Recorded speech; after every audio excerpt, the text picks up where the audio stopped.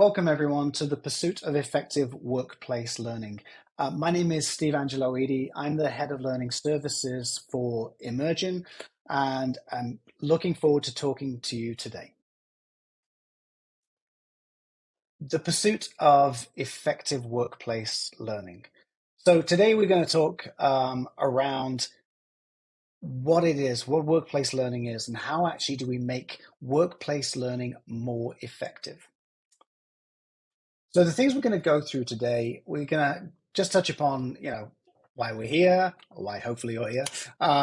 Some findings that we actually discovered through our own workplace learning survey that we ran last year. We're going to go through some recommendations for workplace learning programs, and we'll talk about actually what we can expect this year for L&D professionals. Right. So where are we today? So with the Great Resignation, the Great Reshuffle, whatever we kind of call it, we need to understand like how we stay competitive, how the challenges over the past few years have impacted us, what this has produced as far as new insights into what people really want or need from learning. And we found actually that workplace learning really plays an integral part of the future that we're laying in front of us. Why did Emergn conduct this survey? Well, we're a global digital business services firm, but actually our mission, which is on the left here, which is we improve the way people and companies work forever. Well, what does this mean? Well, forever is quite a statement. It's quite that emboldened statement. To do something forever means you've learned how to do it, you can apply it, you are consistent with it, which means that if we're going to make a change, if we're going to make a change to way how people work, how organizations and companies work, well, it means that that change has to happen through learning, through doing. And Emergn enables teams to learn modern ways of working and ensure that they have the right skills and capabilities to deliver against the organization's goals. For organizations to grow, often we have incredibly rigid um, governance and guidance and kind of like plans, and we put inside methodologies and frameworks and all sorts of things in order to try and help the organization move forward. Well, we at Emergn believe there is an easier way to look at how we improve, how we focus ourselves. And we have encapsulated these in a set of guiding principles. So these guiding principles are deliver value early and often, optimize the flow of work end to end, and to discover quality through fast feedback. So this is our pragmatic philosophy of how to do work, of how you can apply these to transform your people, your company forever. We call it VFQ. Let's talk about the survey. So we were looking to gain a better understanding. Well, what was the real state of the world as far as learning is concerned? How did people find it? How did people really attract themselves to it? Was it really doing the job it was supposed to? Was it good quality from the set of offerings to how it was delivered? Was there an alignment between leadership and learners? Did everyone really get what they were hoping for? And what were the steps being taken to align workforce learning with digital transformation? So this survey was conducted around July of last year of more than 1,200 professionals. They were both based in the United States and the United Kingdom, very much focused on the opinions of learners and the management who would send those learners onto courses. Obviously, it focused a bit of around IT directors and HR leaders within that group. But we were looking to gain a much better understanding. I'm going to talk about three key takeaways from what we really took from it. It turns out, and this shouldn't really come as a surprise, that workplace training is a very strong retention tool. It turns out that 55% of learners stated that L&D programs really did increase their job satisfaction and their morale in general. And 75% said that strong workplace training would have a very high impact on their decision to stay with an employer. So, in this time of the great resignation, the great reshuffle post COVID, this is an incredibly important set of statistics to look at and to remember. Key takeaway number two, the disconnect between learners and leaders.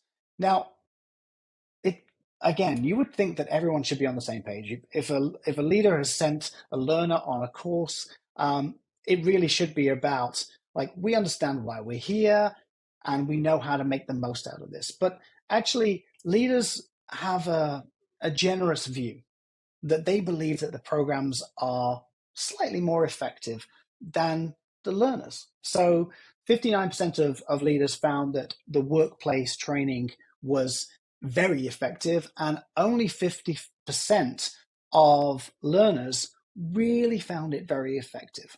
So that's kind of an interesting disagreement there. Nothing specifically huge, but very interesting. And we'll talk about why that is interesting as we go further into this. Key takeaway number three, connecting employee and employer ROI to L&D. So 65% of people felt that either they didn't have enough time or that current L&D was not relevant to their role. And 35% of leaders found that, or thought that the workplace training was connected to their goals. This is a really, really interesting misalignment. And it really feeds to the previous statement that, again, recognizing that if you don't feel a connection to it, then how can it be valuable? If you don't know that it is leading to a better outcome, then how can it be valuable? So we have to work much better at connecting to why this is valuable. Because if we know it's valuable, then as a leader, you will make sure that you give your people time to do that. So understanding the balance of these takeaways really can change the emphasis on leader and learner and how to get the most out of training. So with that, let's get into a few more specifics about what we uncovered in our survey.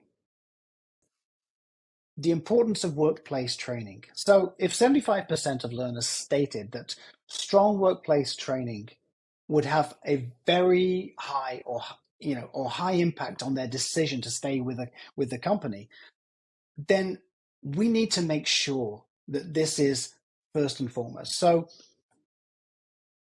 the benefits, well, if you recognize that it's important, well, it leads itself to increased productivity. In other words, 65% actually responded that they felt that there was an increased productivity, increased capacity to adopt new ways of working. Again, 56%, sorry.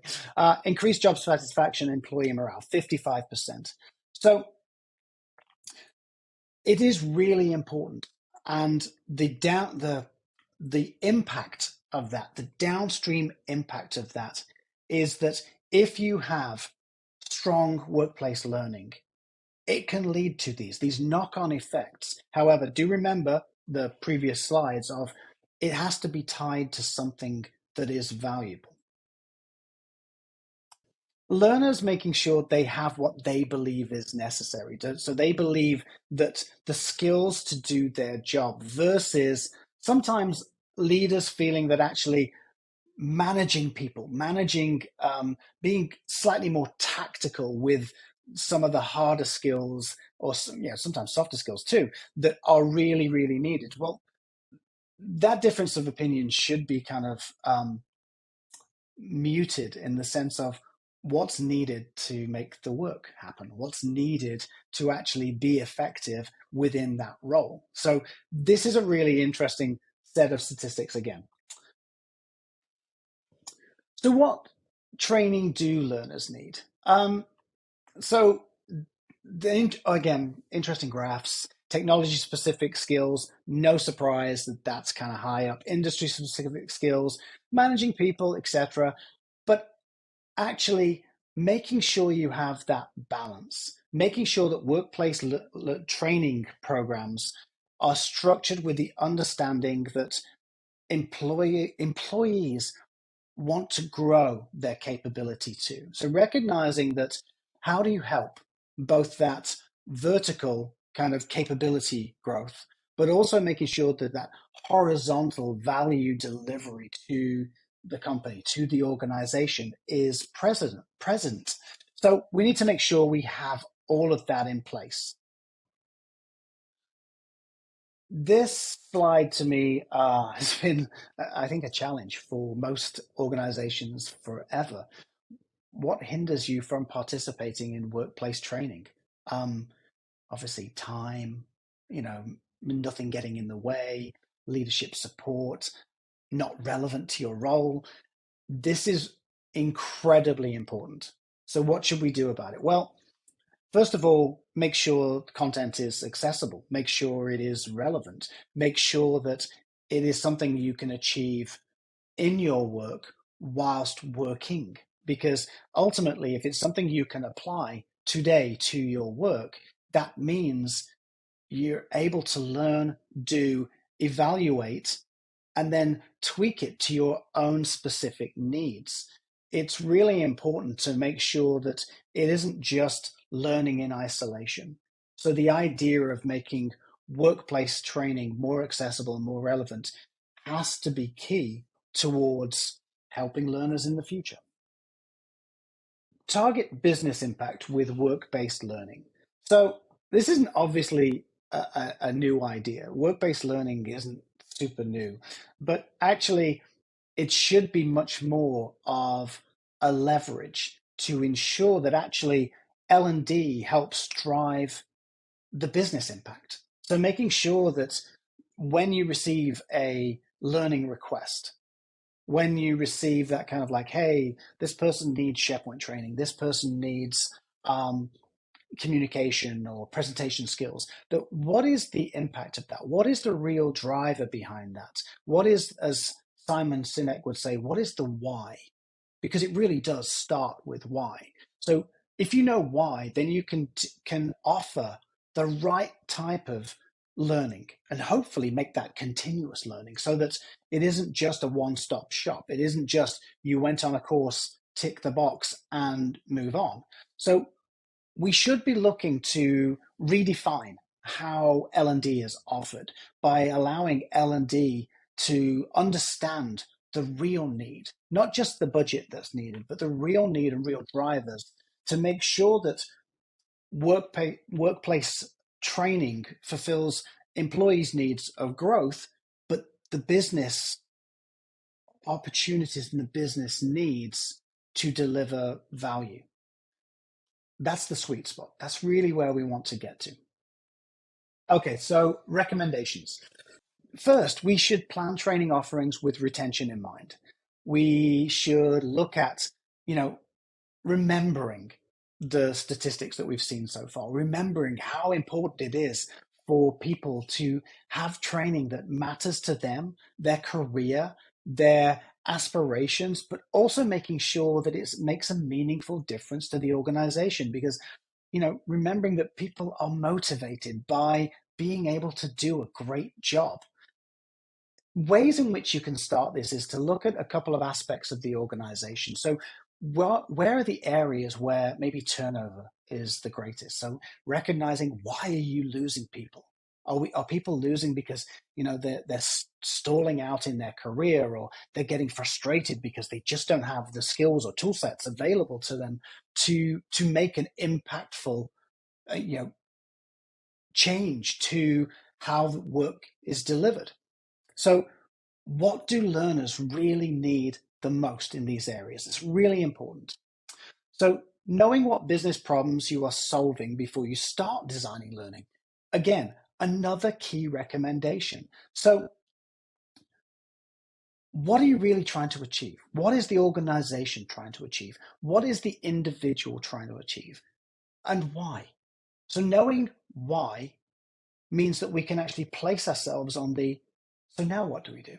I mean, I would also recommend using a technique such as the five whys to get to the real why.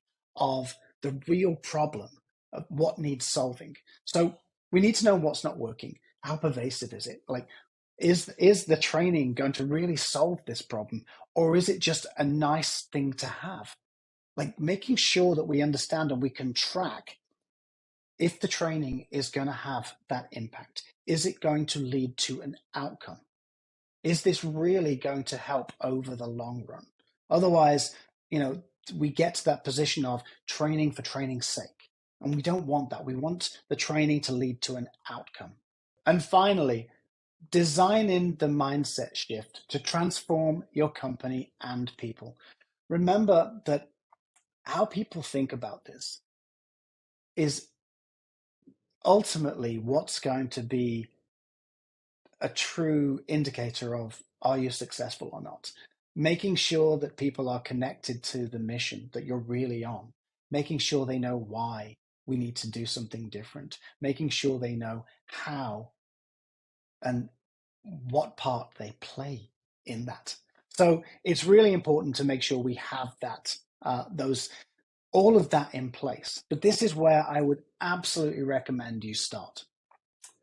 This slide is, again, looking ahead in 2023.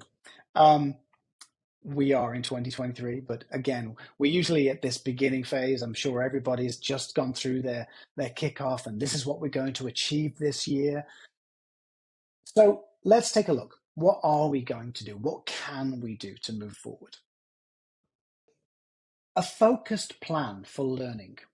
Well, why would we need that? Well, we need actually to truly focus on making sure we have the right skills, the right capabilities that will enable us to tackle disruptive market trends, that will enable us to move past what is happening right now. Are we in this recession? Are we, dealing with the world in the way it is? Crazy things like conversational AI, for instance. How is that going to impact like development for L&D? How is that going to be is that going to be rather the mentor for the future? Will learners be able to ask some kind of conversational tool like questions about the organization, questions about the work, questions about, so all of a sudden you have this potential for learning from something that a year ago maybe we wouldn't have been thinking about. So we can come back to another one. How will learners prefer to receive their content? VR, immersive learning, mobile phones. Have we really tapped into that? How do you want to learn? When do you want to learn? Do you want to learn on your commute? Do you want to learn like, in the moments between meetings where you have a little bit of downtime? Do you want all of your learning scheduled the beginning of the day versus the end of the day when potentially your aptitude, your energy is much more like tuned in to this? And how will this idea of hybrid learning, how will cohorts of people, communities of people come together? How will we learn online, offline, in person? All of this is still an area for development, for discovery, for improvement, but only if we remember to put the learner at the heart of the journey and the job that they need to be done at the heart of the journey, and remember to measure against outcomes and, again, all of those things that are really important to ensure we are delivering the most amazing experiences for people and for the organizations of which they serve, and of course, the customers that they service to. So, our mission statement: we improve the way people and companies work forever. To do that means we need to think about our people. What do they need? What does the organization, the company need?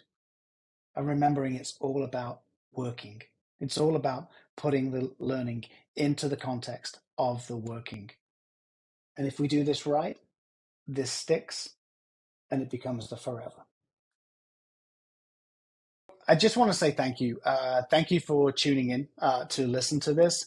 Um, Again, if you need any assistance, if there's anything you further questions, I mean, obviously this is a recording, and I guess the Q&A part of this is always a missing element. But I'm more than happy to answer any questions via email. My email's on the screen.